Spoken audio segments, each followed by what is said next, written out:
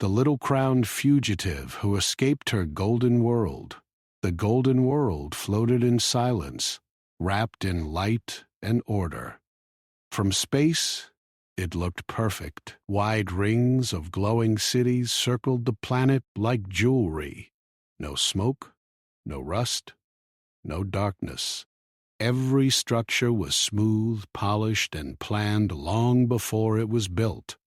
Nothing here was left to chance. Inside the highest floating palace lived a girl named Lyra. She was small for her age, with calm eyes that watched more than they spoke. A thin golden circlet rested on her head, light as air, warm against her skin. It had been there for as long as she could remember. Servants called it a crown. Teachers called it a gift. Guards treated it like a sacred object. To Lyra, it felt more like a quiet weight she could never set down. Every day followed the same pattern. She woke when soft light filled her room. Robes were prepared for her, meals chosen for her, lessons planned for her. She learned history, law, diplomacy, and the art of speaking without revealing too much. She learned to smile at the right time and stay silent when silence was safer. She was told she was important. She was never told why. Outside her windows, the golden world moved in perfect lines. Air traffic followed fixed paths. Distant towers shifted gently to keep balance. Even the clouds were guided, shaped by hidden machines so storms never formed without permission. On this day, the palace felt different. Lyra noticed it first during her morning lesson.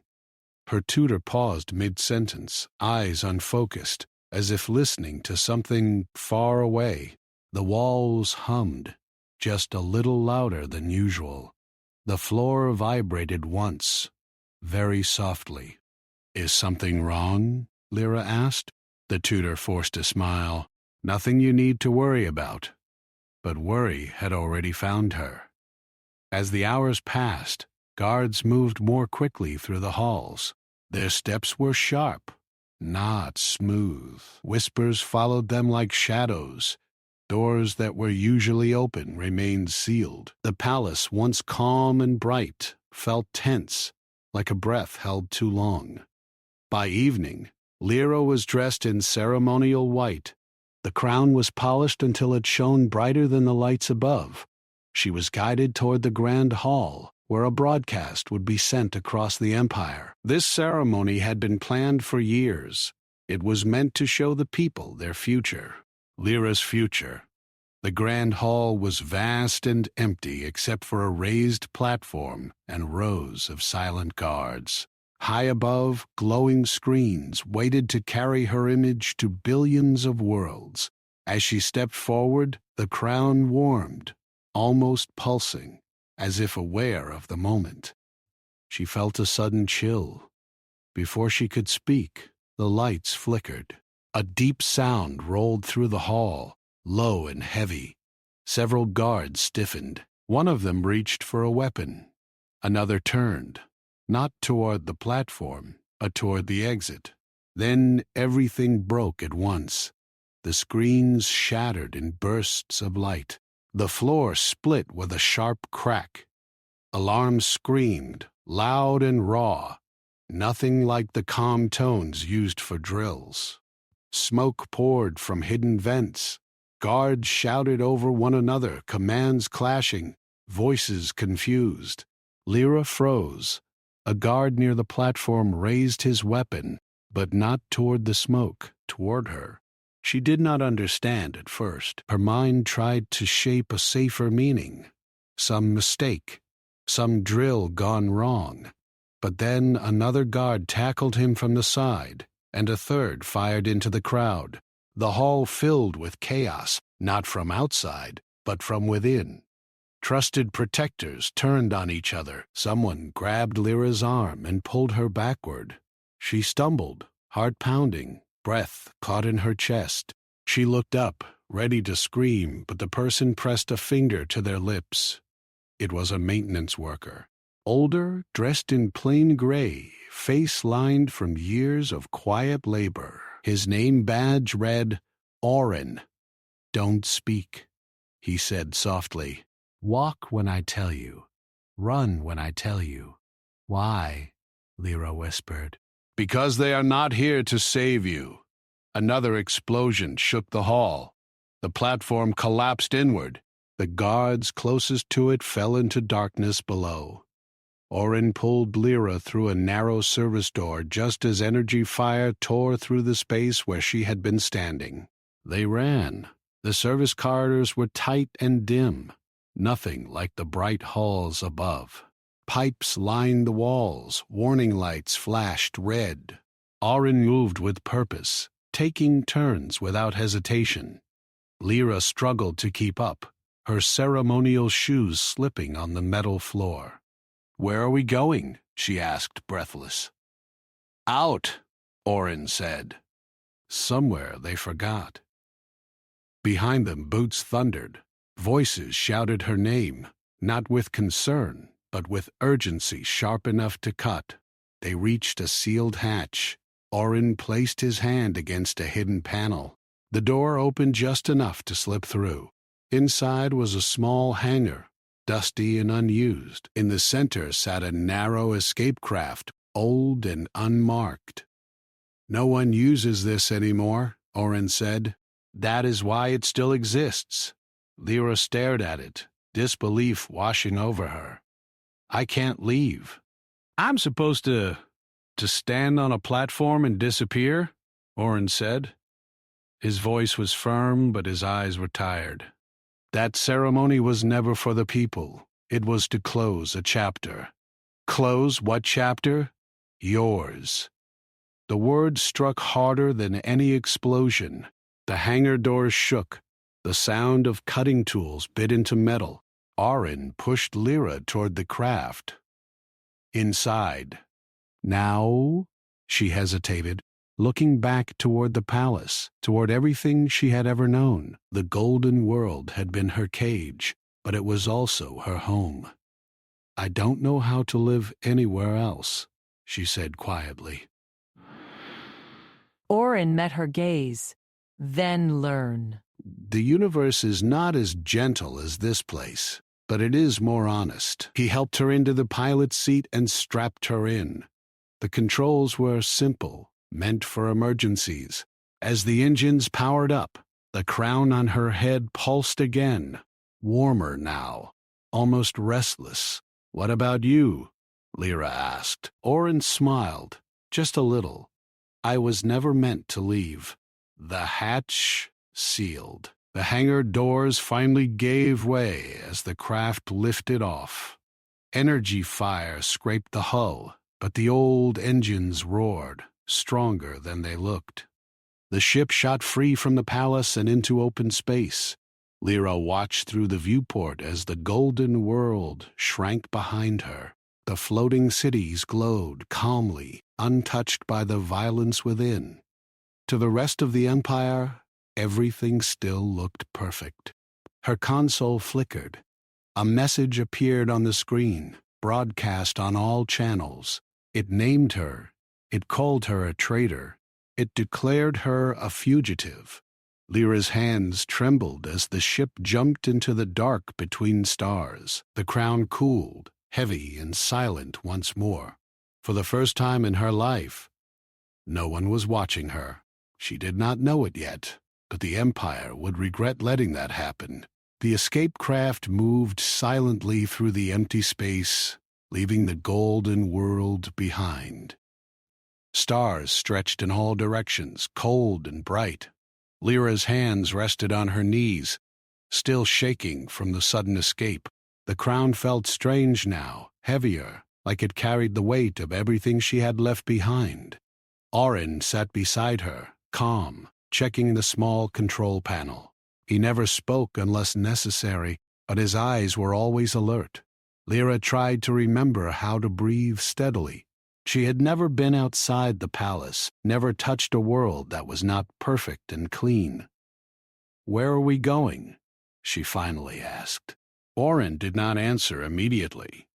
He focused on the navigation system, the hum of the engines filling the silence. "Somewhere humans live," he said. "Not the kind you see in the palace. These humans live far from the Empire. They are hidden. They are free." Lyra had never imagined humans could be free. To her, the Empire had always been everything, and everything had always been golden. "Free?" she repeated. "Are they safe?" "Safer than here, yes," Oren said. "Safer than anywhere near the palace." Days passed as the craft moved from one star system to another. Lyra learned how to handle small controls, how to guide the ship in simple ways. Oren taught her what to do if the engines failed, or if they were discovered. He did not tell her everything, only what she needed to survive. During the journey, Lyra began to see other worlds. They were not shiny and clean. Dust-covered mountains, rivers moved without machines, and clouds formed freely, not by control. Life was untamed and unpredictable. Some planets were green, some red, some gray and cold. Some had no air she could breathe. She realized that her golden world had never been a place of life, only a place of order. After many light days, the craft approached a rusty planet. From orbit, it looked harsh and unforgiving. Mountains of metal rose from cracked earth. Smoke curled from the mining sites. The oceans were thick with dark sludge. Yet there was life. Small vehicles moved along trails, and tiny figures ran between structures. The humans here did not wait for orders. They moved fast, carefully, with purpose. Oren brought the craft down onto the surface, landing in a narrow canyon among piles of scrap. The engines died with a hiss, leaving silence except for the wind that blew fine dust across the landing area.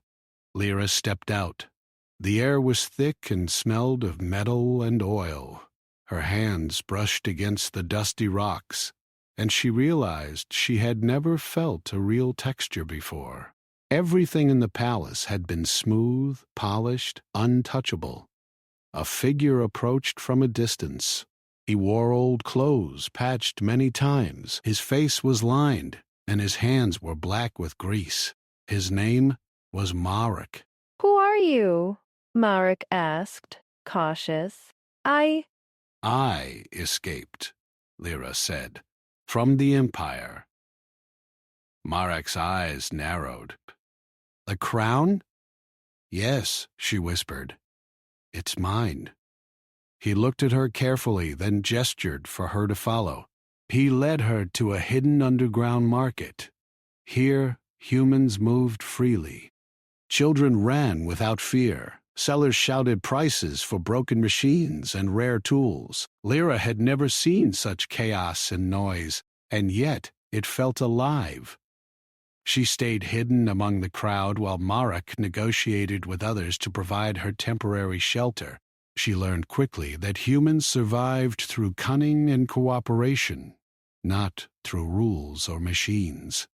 Every human here had scars, some visible, some hidden, and each one carried a story of survival. Days later, the peace shattered. Imperial scouts appeared, tracking the escape craft.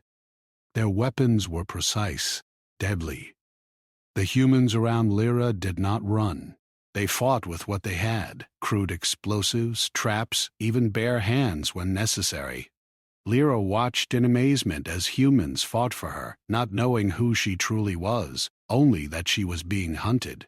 The scouts were strong, but humans were clever. They used tunnels, shadows, and decoys. Oren guided Lyra through secret passages. They ran, hid, and escaped again. Each time, Lyra's heart beat faster, but each time she felt a strange warmth inside. She was alive in a way she had never known. At night, she slept among humans who smelled of smoke and metal. They shared food with her, simple meals, no ceremony, no luxury, but full of warmth and care. Lyra realized she had never been fed in a way that meant anything. Until now, she began to understand.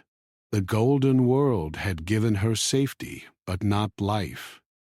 The humans, with their scratches, burns, and scars, had given her freedom and courage. One night, Marek whispered to her while they watched the sky from the canyon. Stars stretched endlessly. "You are different," he said. "The Empire fears you." But here we can teach you to fight, to survive, to understand. Lyra's hands rested on the crown. She did not want it anymore, not like before. She wanted to feel the world, not rule it. She wanted to know what humans could do. She did not know the Empire would not give up easily, nor that the trackers would soon find them again. But for now, she could breathe, and that was enough. The humans' protection lasted only a few weeks. Scouts returned, stronger this time. Lyra watched from a hidden position as explosions tore through shelters. Smoke rose, mingling with dust. Her heart pounded.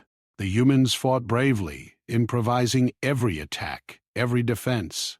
Marek guided her again, but this time the battle was closer, more dangerous. One human stepped forward, a young woman with fire in her eyes, named Tessa. She shouted commands, leading a small group of fighters. Lyra was amazed. They moved without fear, using every weakness the Empire had overlooked. Orin leaned close. "You are seeing something your golden world never taught." Humans survive not by power, but by will. Lyra nodded, understanding in a new way. She had always been told that strength came from order, from the crown, from obedience. Now she saw a different kind of strength. It was wild, unpredictable, dangerous, and beautiful. As night fell, the humans retreated to safe positions. Lyra, Marek, and Orin huddled in the shadow of a collapsed building. She held her crown, now dull and quiet. "I don't think I belong anywhere like the palace anymore," she said. "You belong where you survive," Marek said. "Where you fight, where you learn, where you matter." The stars above shone cold and indifferent. Lyra looked at them and felt something unfamiliar. Hope, not luxury. Courage, not comfort. Somewhere the Empire watched and planned. Their trackers were relentless, but humans had taught her something important. Survival was more than running. It was knowing when to fight and when to trust. Lyra pressed her hand to the crown. For the first time, it felt like a tool, not a prison. She did not know if she would ever return to the golden world. She did not know if it even mattered. What mattered now was the fight, the learning, and the humans who had shown her that freedom was alive and possible. The golden world was far behind, but Lyra felt closer to life than she ever had before. Lyra and the humans traveled in the patched freighter, moving from one hidden system to another. She learned to operate small controls herself, navigating through asteroid belts and avoiding patrols. Every system was different. Some were empty, silent, and cold. Others were full of danger, with pirate ships and rogue machines ready to attack anyone passing through. Orin and Marek taught her how to scan for threats, how to read senses, and how to make decisions when time was too short for thought. Lyra quickly realized that the freedom she had found came with danger, and danger required sharpness she had never needed in the golden world. One day, while passing near a remote moon, the freighter received a transmission. It was from the Empire. Not a warning, but a message embedded in data streams. The crown Lyra had carried was more than a symbol. It contained records, secrets of the Empire, control mechanisms, and lies. The data was complex, and she could not understand it fully, but she understood enough to know the Empire had used her entire life as a tool. Every lesson, every ceremony, every smile had been carefully designed to hide this truth. The realization made her hands shake. She pressed them to the crown and felt its warmth. It was quiet, but heavy. The weight of her world, the weight of her people, and the weight of herself, all of it pressed down at once. "It's worse than you thought, isn't it?" Lyra nodded. "They lied about everything. Even me," Orin added quietly. "Now you know why they want you gone." The freighter entered a larger system, home to the human coalition. The humans there were organized, but not like the Empire. They were not smooth, they were not perfect, but they were strong, because they had survived. They had survived attacks, betrayals, and harsh worlds. They had learned to fight without relying on machines or order. When Lyra arrived, the humans stared at her. Some whispered, some stared openly, some stepped back in awe. She was royalty, but she was also a fugitive. In this world, that did not matter. What mattered was who she was and whether she could survive. Engineers quickly began working on the crown. Lyra watched nervously as they accessed its systems. Sparks flew, wires crossed, and she flinched. The crown was alive, sensitive, and dangerous. One wrong move could disable it, or worse. Tessa, the young fighter from the mining world, stood by her side. "Are you ready?" she asked. "This will change everything." Lyra took a deep breath. She had never been ready for anything in her life, but she nodded. The engineers worked through the night, carefully disconnecting the control mechanisms, keeping the crown safe. Lyra felt every pulse, every spark, every hum. She realized the crown had not only controlled her, but also shaped her thoughts, her loyalty, and her understanding of the universe. With each wire cut, a part of her fear left, replaced by anger, courage, and clarity. By morning, the crown was no longer a chain. It was an object, not a prison. Lyra held it, feeling the difference. She was still hunted, still in danger, but she was herself for the first time. The Empire discovered the Coalition's location sooner than expected. Imperial ships appeared in the system, sleek and fast, weapons ready. The humans did not panic. They organized quickly, moving ships, preparing defenses, and setting traps. Lyra watched in awe. She had seen war only in stories, in simulations. Now she saw strategy, improvisation, and bravery combined. The battle began with sudden fire. Imperial weapons struck first, trying to disable the freighter. Explosions lit up the darkness. Lyra felt the tremors through the floor, heard the alarms, and gripped the crown for courage. Humans responded with clever maneuvers. Ships moved unpredictably, feinting attacks, drawing the Empire into traps. Explosives hidden on small asteroids detonated near Imperial hulls, damaging them without risking human lives. Lyra realized humans had something her golden world never had: resourcefulness born of survival, not control. Orin guided her to a control station. "Watch and learn," he said. "Not all battles are won by strength," she observed as Tessa directed fighters, as engineers rerouted power, as every human acted without hesitation. She felt her chest swell with something foreign. Pride. Trust. Fear, yes, but also, kind of belonging.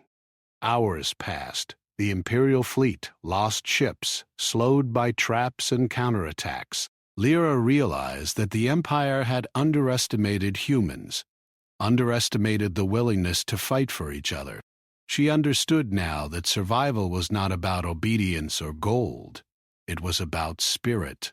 When the battle ended, the Coalition's fleet was battered but intact.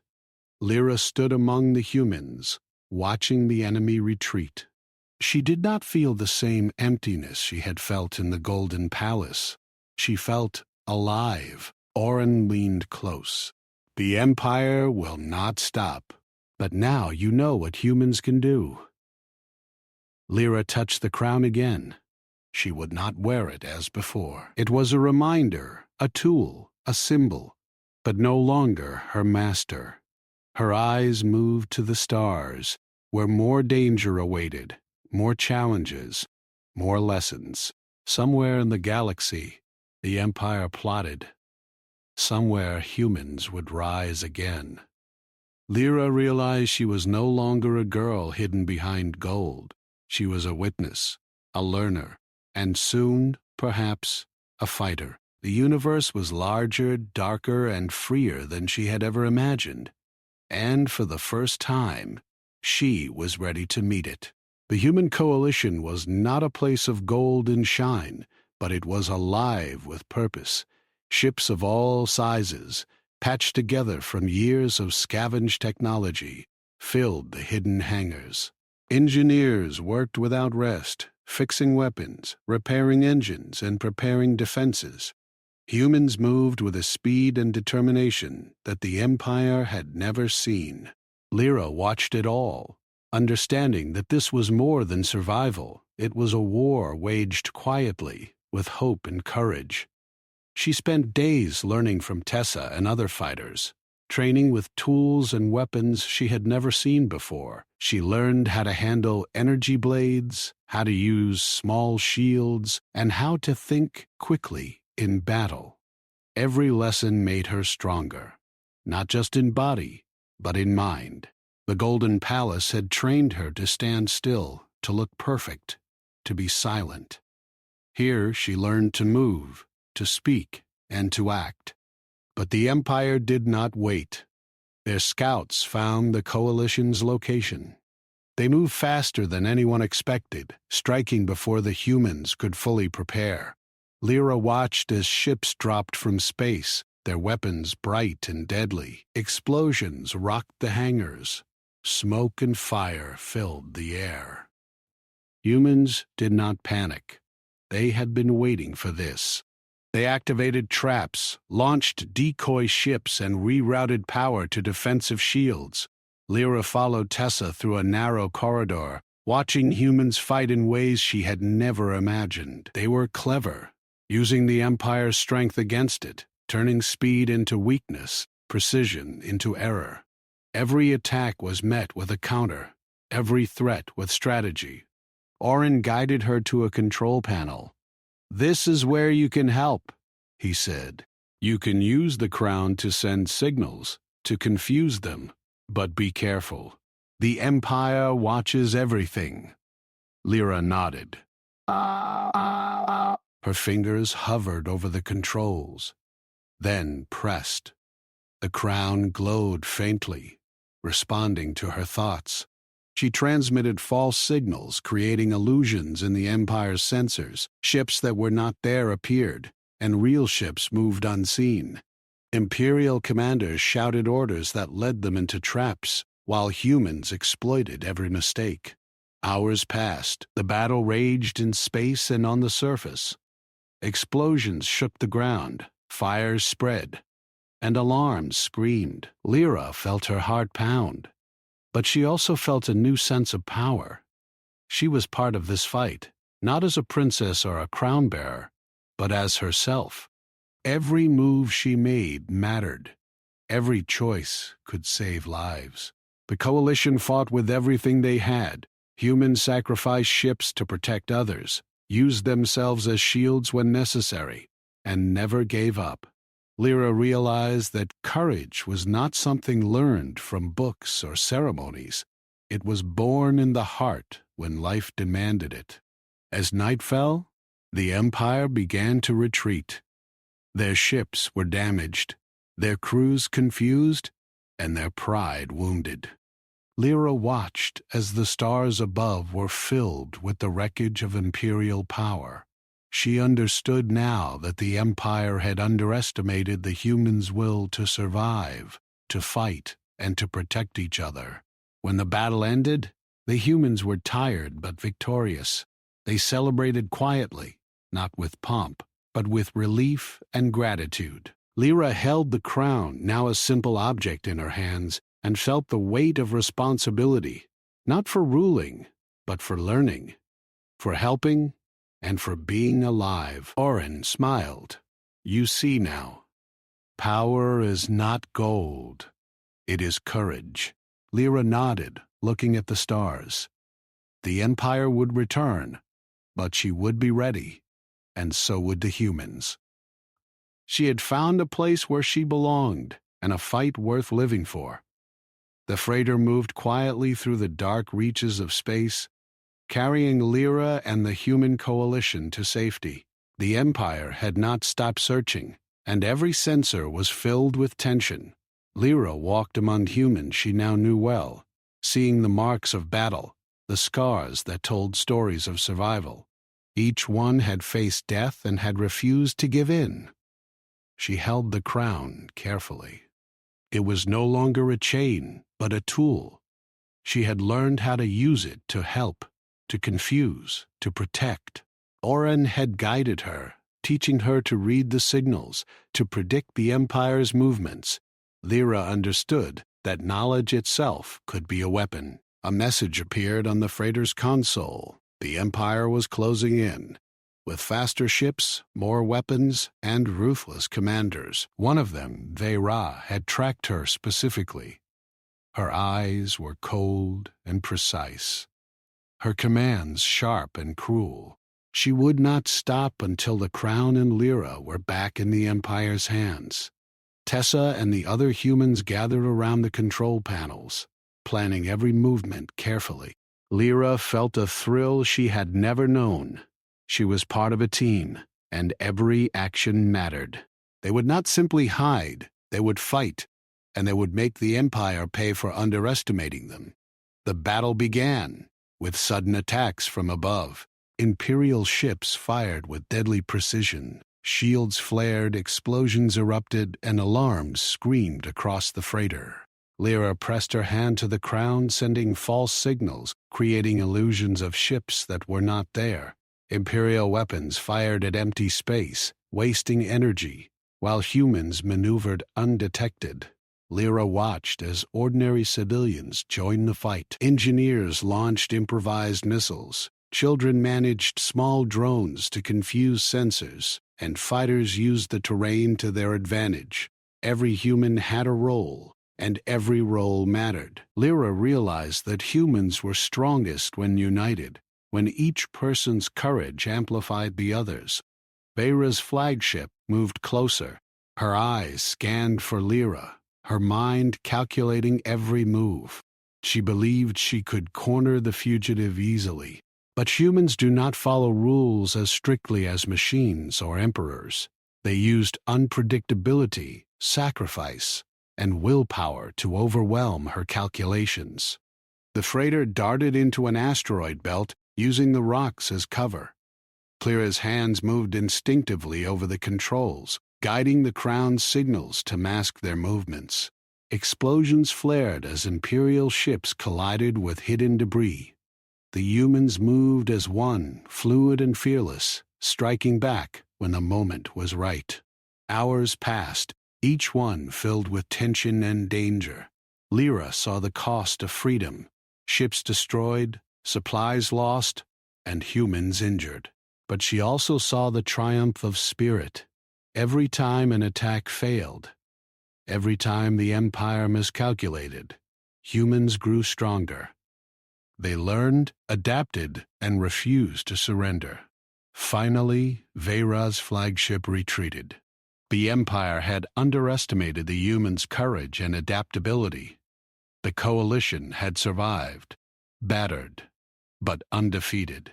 Lyra felt relief, but also a new understanding. Victory was not a gift. It was earned through courage, sacrifice, and intelligence. Lyra looked at the crown again. It was still a symbol, but not of control. It represented knowledge, responsibility, and the ability to make a difference. She would no longer wear it as a chain. She would use it wisely, alongside humans who had taught her the true meaning of strength. As the freighter moved to safer space, Lyra felt a sense of belonging she had never known. She was no longer a fugitive alone. She was part of something greater, something real. The Empire would return, but humans had shown her that courage and unity could change the course of history. The galaxy felt different now. Lyra stood on the observation deck of the freighter, looking at the stars stretching endlessly before her. The Empire had retreated, scattered and weakened, but not gone. Yet she did not feel fear. She felt clarity. She understood the power of human will, the importance of courage, and the meaning of freedom. The crown rested in her hands. It was no longer a symbol of domination, but of knowledge. It had shown her the truth of her empire, the lies she had been told, and the ways her life had been controlled. Now it was a tool, a guide, and a reminder of what she had overcome. Humans moved around her, tending to their ships, repairing engines, and preparing for the next challenges. They were ordinary in appearance, but extraordinary in spirit. They had shown her that strength was not measured by gold or technology, but by determination, unity, and heart. Lyra thought about the golden world she had left behind. Its shining towers and perfect streets had been empty, its beauty a mask for control and lies. She no longer wanted it. What she wanted was life, true life, where actions mattered, courage was rewarded, and freedom was real. Messages from other systems began to arrive. Lyra had broadcasted the truth of the Empire using human networks. Planets and systems far from the golden world began to awaken, realizing they had been oppressed, manipulated, and lied to. Rebellion sparked quietly in the shadows, spreading faster than the Empire could react. Lyra knew the Empire would try to fight back, to regain control. But the humans had taught her that even a vast empire could be defeated by courage, unpredictability, and unity. She had seen it with her own eyes. She had fought alongside humans who refused to bow, who refused to surrender, who protected each other against impossible odds. For the first time, Lyra felt hope for the universe. She understood that a golden world was not needed to rule or control, but that the stars themselves were full of potential, full of life, full of courage waiting to be awakened. She did not want to wear a crown to command. She wanted to guide, to inspire, and to help the oppressed find their own strength. Orin stood beside her. "You are no longer a fugitive," he said. "You are a symbol." Lyra looked at him, then at the humans moving through the freighter, each one alive, alert, and free. "Not a symbol of power," she said. "A symbol of what happens when people refuse to be controlled." She turned to the stars again. Systems that had once bowed to the Empire would now rise. Planets that had been silent would find their voices. And humans, ordinary humans, would be remembered for their courage, their will, and their unbreakable spirit. The freighter lifted from the hidden base, leaving the coalition behind, but carrying the lessons, the strength, and the hope they had shown her. Lyra held the crown one last time, feeling its warmth, then placed it carefully on a shelf.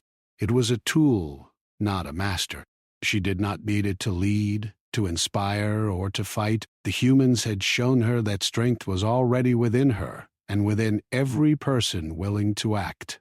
As the stars stretched into infinity, Lyra understood that her journey was just beginning.